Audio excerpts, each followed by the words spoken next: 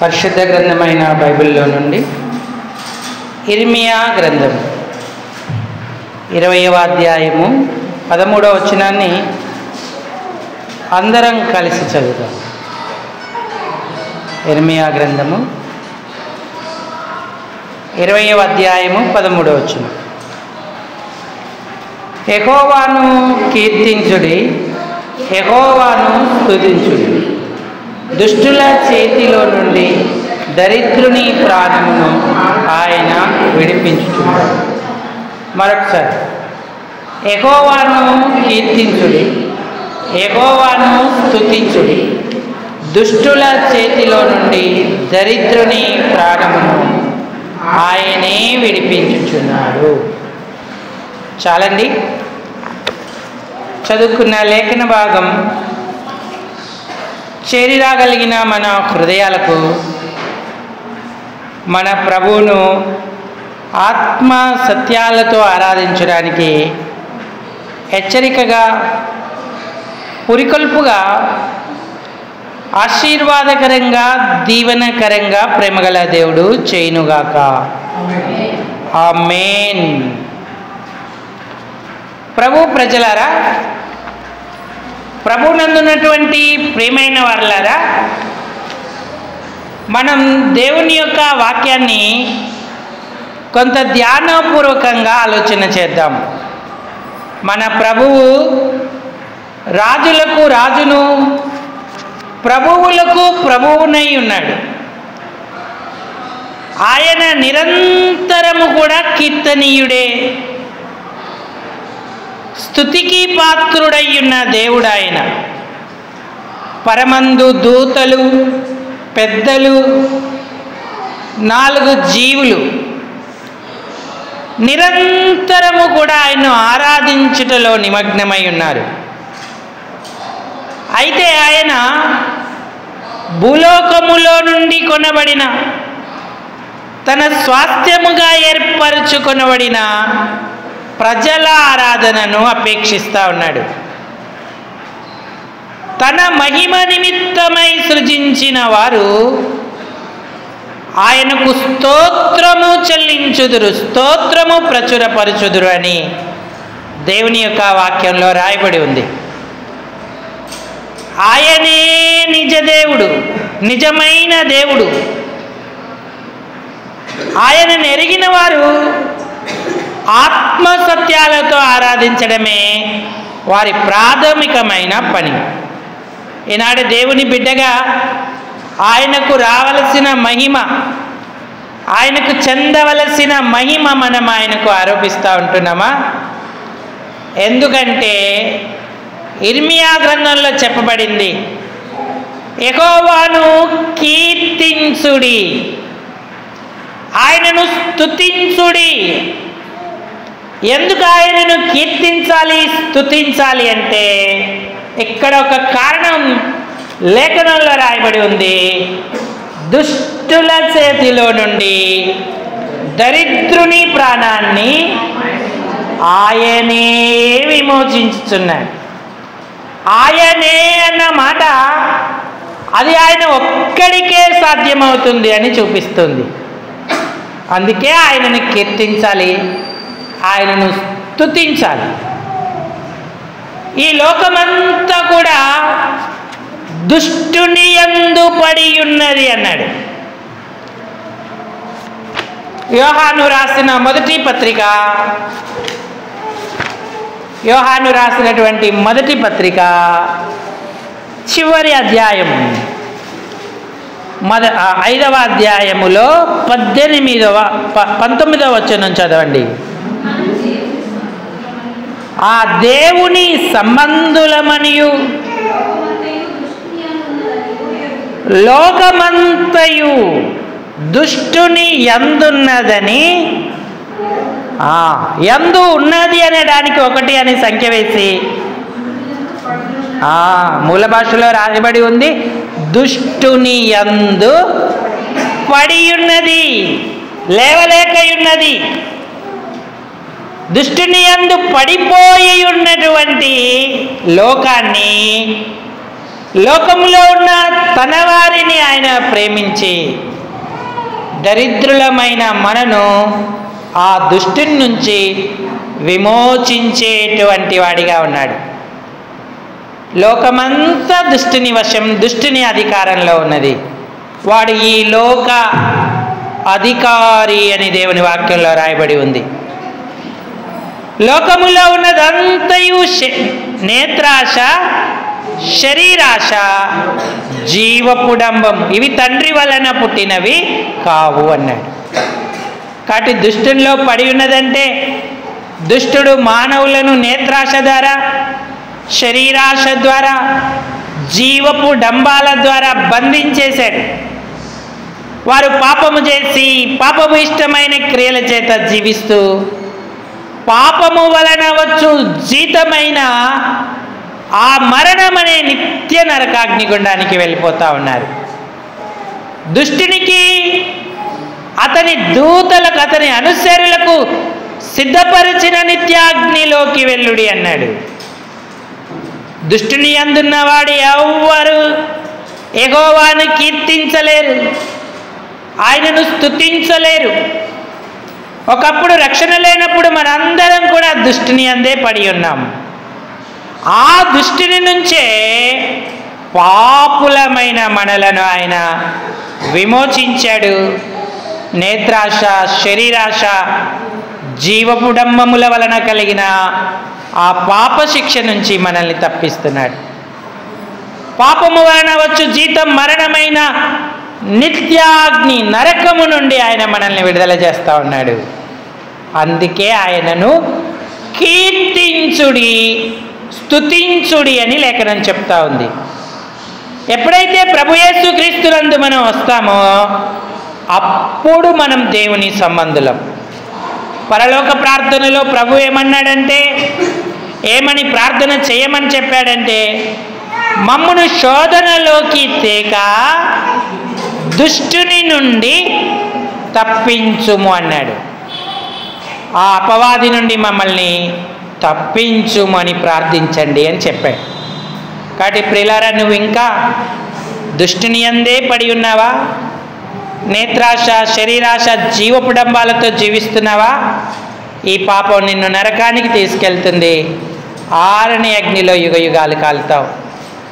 కానీ దేవుడు పాపులము, దరిద్రులమైన మన ప్రాణాన్ని విమోచిస్తూ ఉన్నాడు. ఎవరు యేసును సొంత రక్షకునిగా అంగీకరిస్తారో వారందరినీ రక్షిస్తున్నాడు. వారందరికీ కూడా ఆయన కీర్తనీయుడిగా ఉంటున్నాడు. ఐగుప్తులో 400 సంవత్సరాలు ఇశ్రాయేలీలు బానిసలుగా ఉన్నారు. ఐగుప్తులో వారు పడి ఉన్నారు. స్వేచ్ఛ లేదు, స్వతంత్రం లేదు, వారికి నెమ్మది లేదు. మూల్గుట, ఏడ్చుట, లేదంటే దుఃఖము, నిట్టూర్పులే వారికి ఉన్నాయి. ఐగుప్తీయులు ఇశ్రాయేలీయులను ఎంతో బాధించారు, వెట్టి పనులు చేయించారు. వారి దుష్టత్వాన్ని అంతా వారి మీద వెళ్ళగక్కారు. కానీ దేవుడు వారిని ప్రేమించి ఇశ్రాయేలును ఐగుప్తు నుంచి విడుదల చేశాడు. ఆ దుష్టుల చేతిలో నుండి ఇశ్రాయేలు ప్రాణాన్ని ఆయన విమోచించాడు. ఇశ్రాయేలుకు ఎప్పుడూ ఆయన కీర్తనీయుడే. మోషే ద్వితీయోపదేశ కాండంలో ఆయన చేసిన కార్యాలు చూశారుగా. ఆయన నీకు కీర్తనీయుడు, ఆయననే సేవించు, ఆయనకే భయపడు, ఆయననే హత్తుకో అని చెప్తా ఉన్నాడు.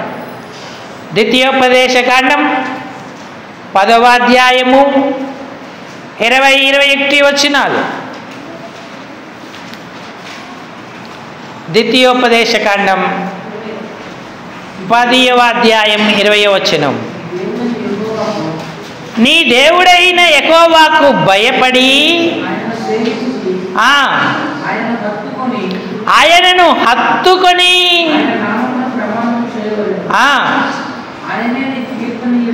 ఆయనే నీకు కీర్తనీయుడు, కీర్తించదగిన దేవుడు.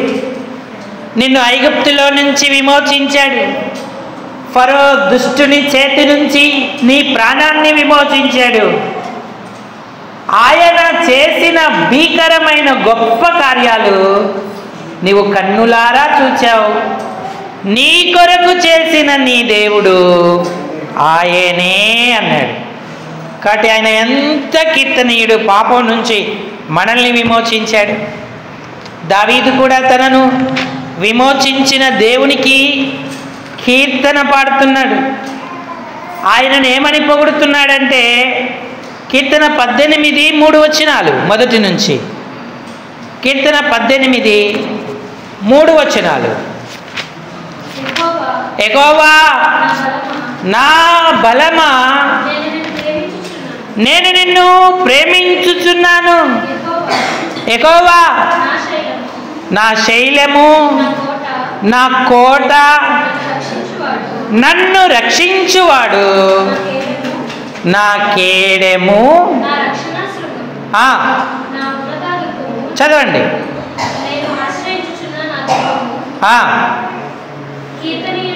కీర్తనీయుడైన యెహోవాకు నేను మొరపెట్టగా నా శత్రువుల చేతిలో నుండి నన్ను రక్షించెను. కాబట్టి ఆయనే కీర్తనీయుడు. ఇశ్రాయేలీయులకు కీర్తనీయుడు ఆయనే, దావీదుకు కీర్తనీయుడు ఆయనే. ఇంకా ఆయన కార్యాలను స్పష్టముగా చూసిన వారు ఆయనను బహుకీర్తనీయుడు అని గానం చేస్తూ వచ్చారు. కీర్తనల గ్రంథంలో మనం చూస్తే కీర్తనీయుడైన యెహోవా, బహుకీర్తనీయుడైన యెహోవాను స్తుతించుడి అని మనకు కనబడతా ఉంటుంది. కానీ దేవుడు మన కొరకు ఎన్ని గొప్ప కార్యాలు చేశాడు, ఎంతగా సహాయం చేసి ఆ దుష్టుని చేతిలో నుంచి మనల్ని విమోచిస్తూ వచ్చాడు. ఆ కీర్తనీయుణ్ణి మనం గణపరుస్తున్నామా? కృతజ్ఞతాస్తుతులు చెల్లించి కొనియాడుతూ ఉన్నామా? ఆరాధనలో ఆ కీర్తనీయునికి ఎంత స్తుతి చెల్లిస్తూ ఉన్నాం? యెషయా గ్రంథం 12వ అధ్యాయంలో రాయబడి ఉంది, నాకు ఆయనే కీర్తనీయుడు అంటున్నాడు. ఎందుకు అంటే నన్ను ఆయన రక్షించాడు. 12వ అధ్యాయము 2వ వచనం, ఇదిగో నా రక్షణకు కారణభూతుడగు దేవుడు, నేను భయపడక ఆయనను నమ్ముకొనుచున్నాను. యెహోవాయే నాకు బలము, ఆయనే నాకు కీర్తనకు ఆస్పదము అంటున్నాడు. అంటే కారణం ఆయనే నా కీర్తనకు ఆస్పదం, ఆయనే నాకు రక్షణాధారమాయెను అన్నాడు. దావీదు, యెషయా, ఇశ్రాయేలీయులకు ఆయన కీర్తనీయుడై ఉన్నాడు, కీర్తనకు ఆస్పదమై ఉన్నాడు. ఇంకా ఇశ్రాయేలీలు ఆయనను స్తుతిస్తున్నారు. 48వ కీర్తన 1వ వచనం, 48 1వ వచనం కీర్తన. మన దేవుని పట్టణమందు, ఆయన పరిశుద్ధ పర్వతమందు యెహోవా గొప్పవాడును, బహుకీర్తనీయుడునై ఉన్నాడు. మరి మన జీవితాలలో ఆయన ఎలా ఉన్నాడు? నీకు కీర్తనీయుడేనా? ఆయన కీర్తిని నువ్వు గానం చేస్తున్నావా? ఇశ్రాయేలు, దావీదు, యెషయా అందరూ కూడా ఆయనను గణపరుస్తూ ఉన్నారు. ఇర్మియా కూడా అంటున్నాడు, యెహోవాను కీర్తించుడి అని. దుష్టత్వంలో, దుష్టుల్లో పడి ఉన్న మనలను ప్రేమించి ఆ సిలువ మరణం ద్వారా మనల్ని విమోచించాడు. మన పాపాల నిమిత్తమై ప్రాణం పెట్టాడు. మన కొరకే వ్రేలాడదీయబడ్డాడు. మన కొరకే పక్కలో బల్లెపోటు, వీపంత నాగటి చారలను అనుభవించాడు. నిన్ను రక్షించుటకు నీ కొరకే ఈ గొప్ప కార్యాన్ని ఆయన చేశాడు. నేను పాపిని ప్రభు అని ఒప్పుకుంటే ఈ రక్షణ భాగ్యం నీకు లభిస్తుంది. ఒకవేళ నువ్వు రక్షించబడి ఉంటే నీ కీర్తనీయుణ్ణి ఎల్లవేళల నువ్వు కీర్తించాలి. ఎందుకంటే పరమున దూతలు, జీవులు ఆయన నామాన్ని నిరంతరము ఆరాధిస్తున్నారు, ఆయనను కీర్తిస్తూ ఉన్నారు. ప్రకటన గ్రంథం 4వ అధ్యాయము 8 నుంచి సహాయం చేయండి. ప్రకటన 4:8.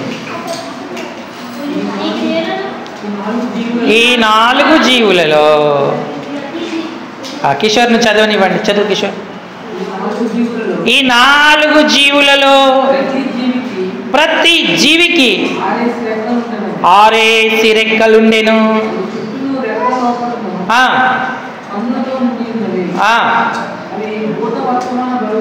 అవి భూత వర్తమాన భవిష్యత్ కాలాలలో నుండి సర్వాధికారియు దేవుడునగు ప్రభువు పరిశుద్ధుడు పరిశుద్ధుడు పరిశుద్ధుడని మానక రాత్రింబగళ్ళు చెప్తున్నారు. ఆ సింహాసనమునందు ఆసీనుడయ్యుండి యుగ యుగములు జీవించుచున్నవానికి ఆ మహిమ ఘనత కృతజ్ఞతాస్తుతులు కలుగునుగా. కానీ ఆ జీవులు కీర్తించుచుండగా, జీవులకు కీర్తనీయుడు దేవుడే, దూతలకు ఆయనే, పెద్దలకు ఆయనే. పాపం నుంచి మనల్ని విమోచించి అనుదిన యాత్రా జీవితంలో ఎన్నో భీకర కార్యాలు చేసి ఆదరించి పోషించి సంరక్షించిన కీర్తనీయుడు. యెహోవా బహుకీర్తనీయుడై ఉన్నాడు, ఆయనే స్తుతికి పాత్రుడై ఉన్నాడు. ఇంతటి మేలుని చేసిన మన ప్రభువును మనం ఆరాధించకుండా మౌనంగా ఉందామా? అయ్యా, నా రక్షణకై నీకు స్తోత్రం. అనుదిన నా యాత్రా జీవితంలో చేసిన ప్రతి మేలుకు, ఉపకారానికి కృతజ్ఞతలు. నా పితరులకే కాదు, నాకు నీవే కీర్తనీయుడవు. నా కీర్తనకు ఆస్పదము నీవే, నా రక్షణకు ఆధారము నీవే. నేను నీకేమివ్వగలను తండ్రి? ఇదిగో ఈ నా విరిగి నలిగిన హృదయంతో కొద్ది స్తుతి ఆరాధన నీకు అర్పిస్తున్నానంటూ మనం ఈ తలంపులతో ప్రభువును ఆరాధన చేద్దాం. అయితే అందరూ తలలు ఉంచి కళ్ళు మూసుకోండి. సండే స్కూల్ పిల్లలు ఒకరి తర్వాత ఒకరు లేచి సండే స్కూల్కి వెళ్తారు. మన అందరము ఆరాధనలో పాల్గొందాం.